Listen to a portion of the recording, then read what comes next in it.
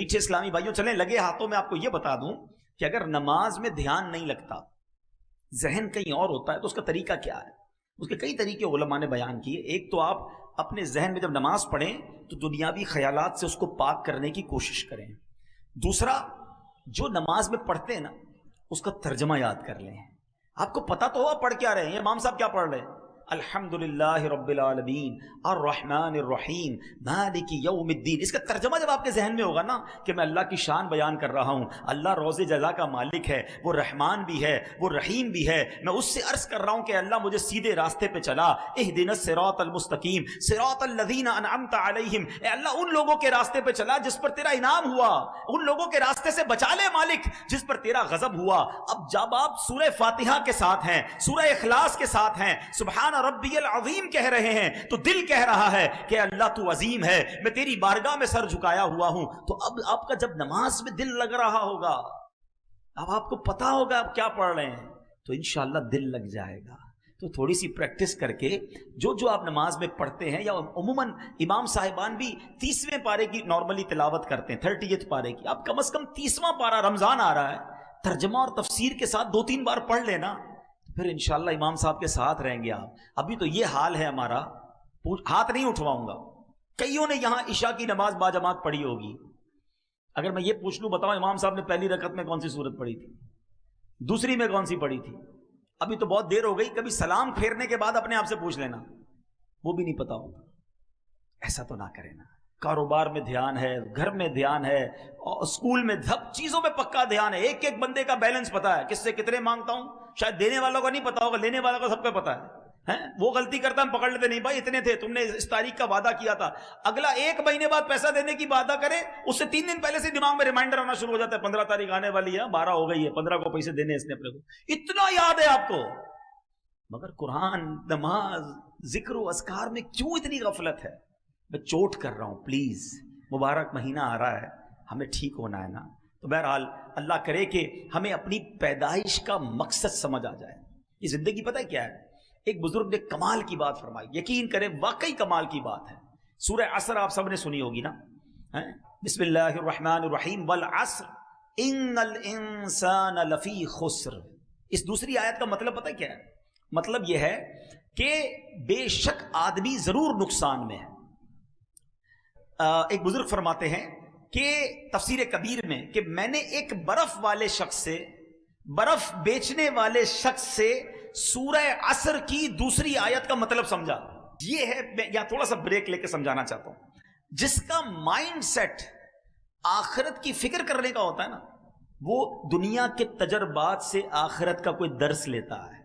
جس کا ذہن ہی نہیں ہے تو وہ غفلت میں ہی رہتا ہے. مثال کے طور پہ ایک بزرگ کے بارے میں آتا ہے کہ وہ بڑا زبردست کپڑا بناتے تھے. کپڑا سیا، تیار کیا، کپڑے کے بیپاری تھے. وہ ایک کپڑا سیل کرنے مارکیٹ میں گئے، اپنا بنا کے کپڑا.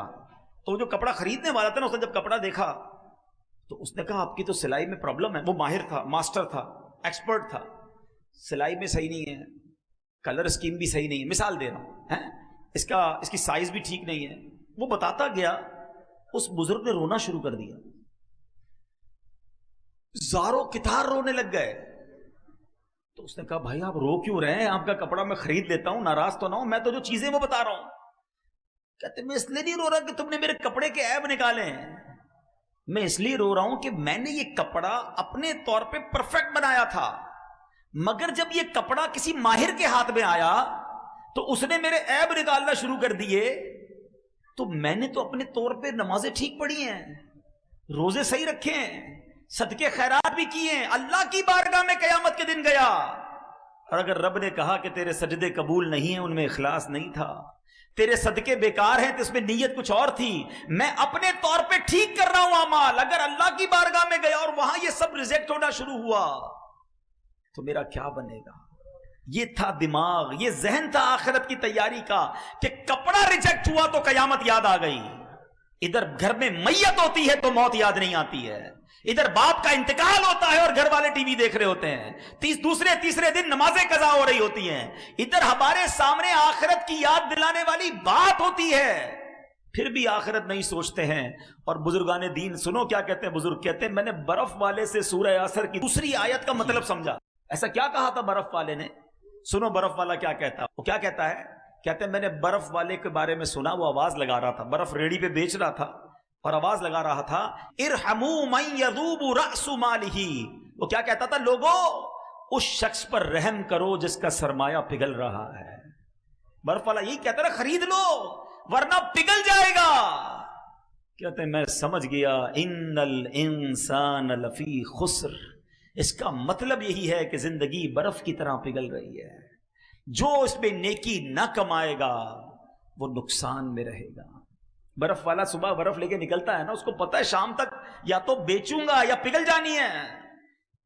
میٹھے اسلامی بھائیوں, میری اور آپ کی زندگی بھی یہی ہے. وی ڈونٹ نو کب چلے جائیں گے. اگر آپ اس کو امیجنیشن کے ذریعے سمجھنا چاہیں نا, تجربے کے طور پہ کہہ رہا ہوں کہ پیدا ہوئے نا تو ہمارے ہاتھ میں ایک ایک برف کا بلاک دے دیا گیا ہے. کسی کے پاس 50 سال کا ہے, کسی کے پاس 40 سال کا ہے, کسی کے پاس 25 سال کا ہے. برف روز پگھل رہی ہے. ہو سکتا ہے ہم میں سے کسی کی برف کل ختم ہونے والی ہو, آج ختم ہونے والی ہو, اور ہم ہیں کہ احساس ہی نہیں ہے. پگھل رہی ہے, روز پگھل رہی ہے, اور ہم نیکیاں کہاں کما رہے ہیں. حالانکہ میرے میٹھے اسلامی بھائیوں, اللہ کریم نے ہمیں کیوں پیدا کیا ہے. شاعر کیا کہتا ہے, پہلے سنو پھر قرآن کی آیت سناتا.